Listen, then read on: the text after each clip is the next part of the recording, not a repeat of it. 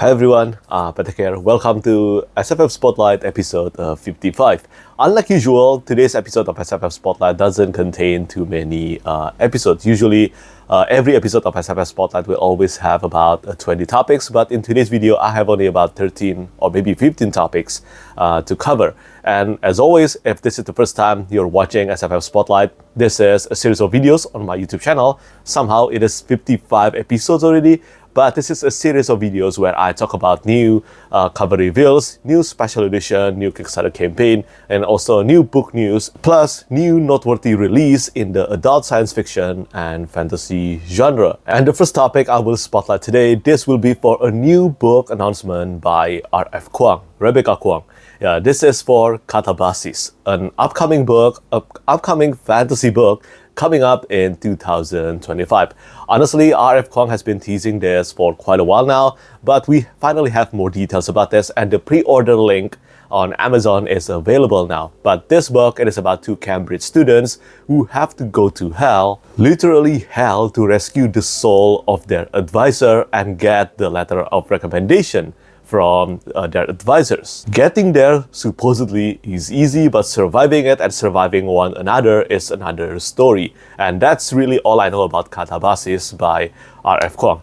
I think the last fantasy book published by R.F. Kuang, it was for Babel, which I consider to be her best work so far. And I'm hoping that Katabasis will top that even more.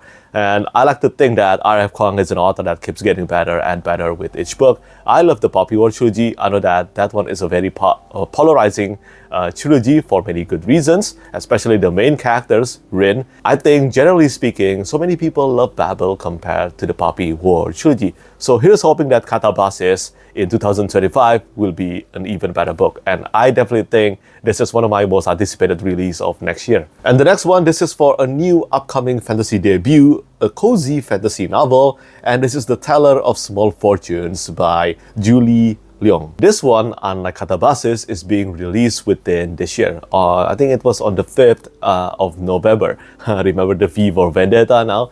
But yeah, the cover art to this one, the US cover art, is done by Devin, Elle, Kurtz. If you love Pokemon and also warm tone illustrations, I strongly recommend you to check out Devin, Elle, Kurtz portfolio. She's an amazing artist, and also the UK cover art is illustrated by Rosdottir. I think both cover art, the US and the UK, both of them looks beautiful, but my preference, I will have to choose the US cover art by Devin. I think it looks even better, and I look forward to reading this one. It has been a while since I read a good cozy fantasy novel, but for those of you who want to know the premise of this one so that you can anticipate the release of this debut, well, this is the premise. A wandering fortune teller finds an unexpected family in this warm and wonderful debut fantasy, perfect for readers of Travis Baldry and Sangu Mandana. Tao is an immigrant fortune teller, traveling between villages with just her trusty mule for company. She only tells Small whether it will hail next week, which boy the barmaid will kiss, when the cow will cough. She knows from bitter experience that big fortunes come with big consequence. Even if it's a lonely life, it's better than the one she left behind.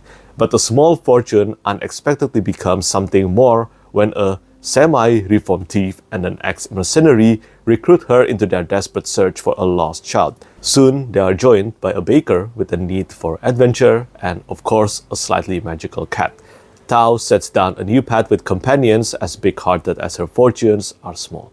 But as she lowers her walls, the shadows of her past are closing in, and she will have to decide whether to risk everything to preserve the family she never thought she could have. So it seems very likely that, like Legends and Lattes by Travis Baldry, found family will be one of the biggest aspects of the novel, and I look forward to reading this, whether it's this year or maybe next year. And the next topic I would like to spotlight, this is about the 5th Secret Project novel by Sanderson, the one that is available in the Backerkit campaign for Woods of Radiance, the second book in the Stormlight archive.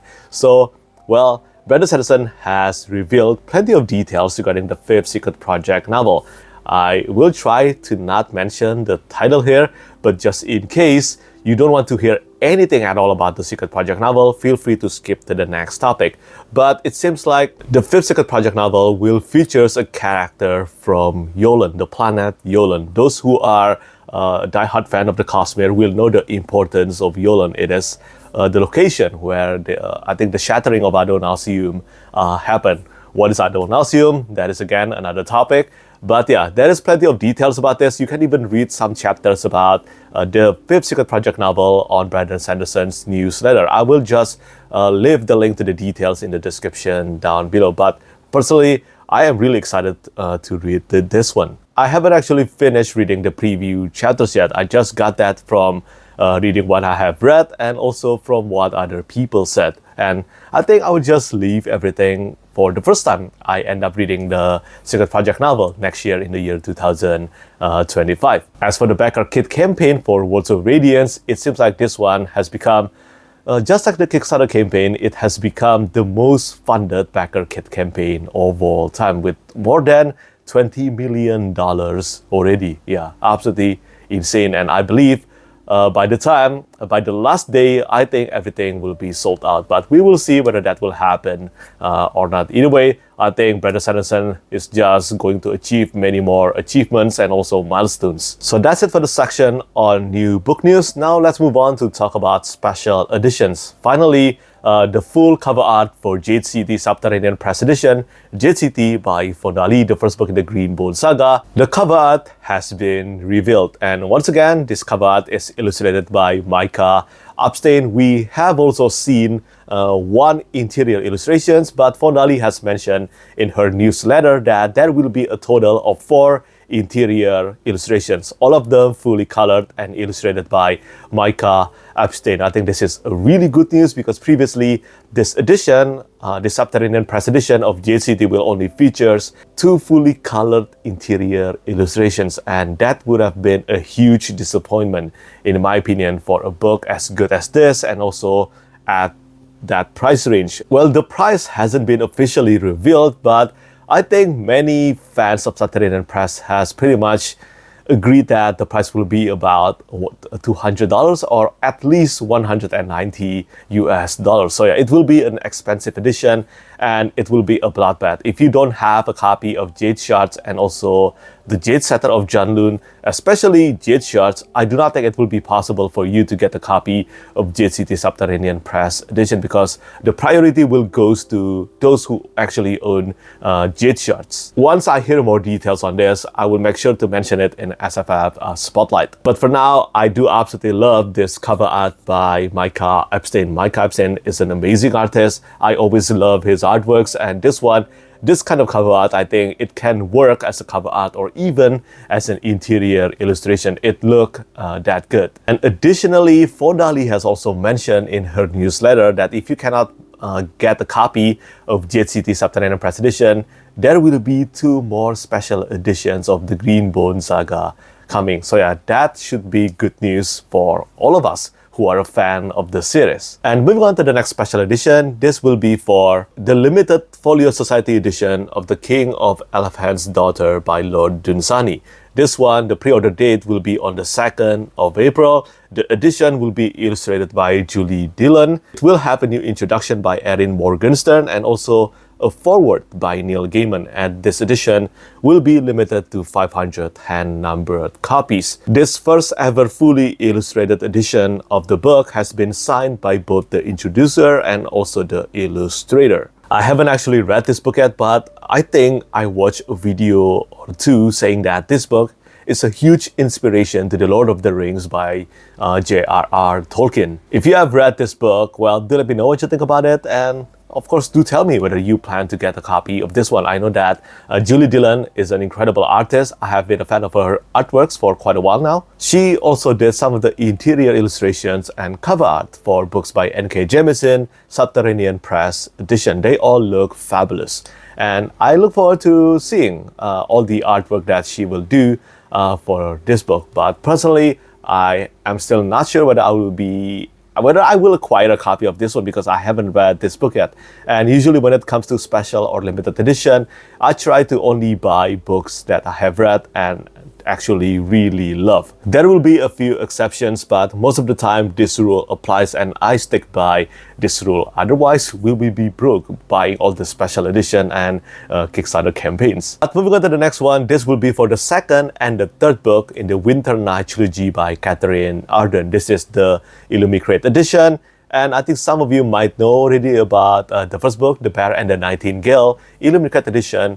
And it looks beautiful. The first one already looks beautiful. And finally, the cover art to the second and the third book have been revealed. So it means that these books, this trilogy, all three books in the trilogy will receive Illumicrate special edition treatment really soon.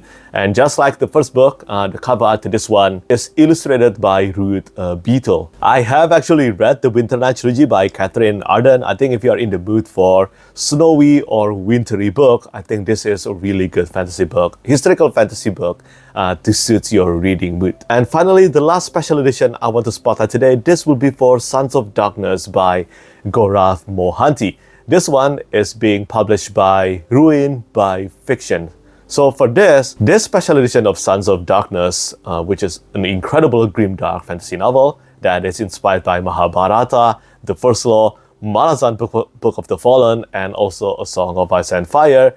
This special edition is specifically for fantasy readers who lives in India. The author, after all, Gaurav Mohanty, is from India. He is based in India. And finally, if you are a fantasy reader who lives in India, I know that there are plenty of you watching my YouTube channel. If you are one of them, well, it is finally possible for you to acquire a special edition without paying a huge international shipping fee. A special edition of Sons of Darkness by Gaurav Mohanty. And yeah, this edition, it will be a hardcover copy, and I think it will come with a new spray edges. For those of you who don't know, this is my favorite fantasy debut in the year 2022. I have been waiting for the sequel since then, and hopefully the Dance with Shadows or the Dance of Shadows will be released soon, or we will have more information about that soon. And speaking of A Song of Ice and Fire, let's move on to talk about a TV show and also one manga. The first news in this section that I want to spotlight, this is about House of the Dragon Season 2.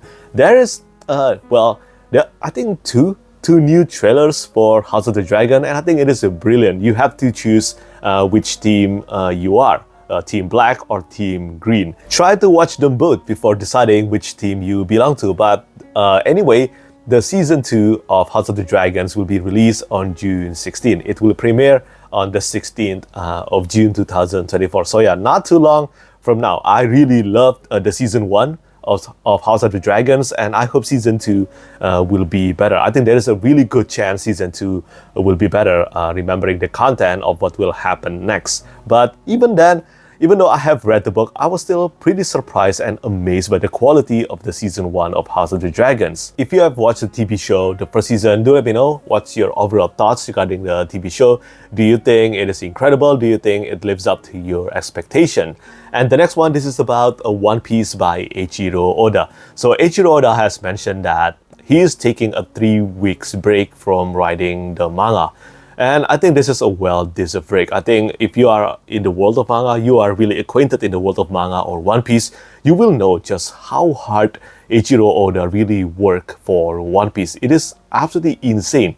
And due to the passing of Akira Toriyama, well, Eiichiro Oda wants to take some break for himself to make sure that he's taking care of himself and also to just focus on what One Piece is and all that. Basically, making sure to take some time for himself, and I strongly agree with that. I think content creators, writers, authors, artists, every time they need a break, they must take it. And I'm pretty much just speaking to myself here. I really need to take a break too sometimes. If you're a fan of One Piece, just like me, then let's wish Oda a good break.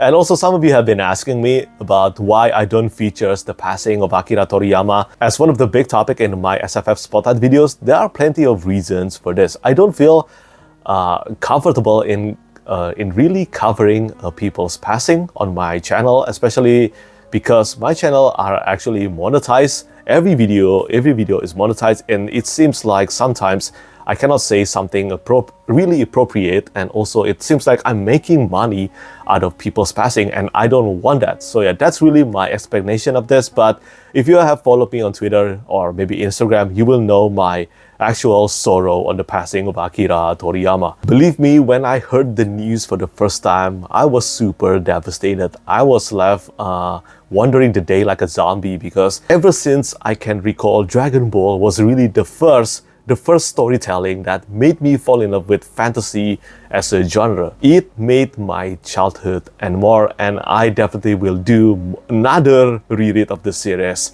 very soon. Rest in peace really to Akira Toriyama. I think I do speak for many fans of Dragon Ball and pretty much manga and anime that without Akira Toriyama, manga, anime, even video games would not be where it is today. And let's move on to the final section of SFF Spotlight. Time to talk about 3 cover reveals. The first one that I want to spotlight, this is about The Bound Worlds by Megan E. O'Keefe. This is the 3rd and the final book in the Devoured Worlds trilogy. I haven't read anything in this trilogy yet. I have read only one book by Megan E. O'Keefe. It was a Velocity Weapon, but I have lost interest to continue the series because I do know that I have to do a second read of Velocity Weapon to refresh my memory before diving into the second book and finally finishing the trilogy. But for the Devoured Worlds trilogy, I haven't started reading this series yet, and now the series is coming to an end soon. I think it is about time that I start reading this trilogy.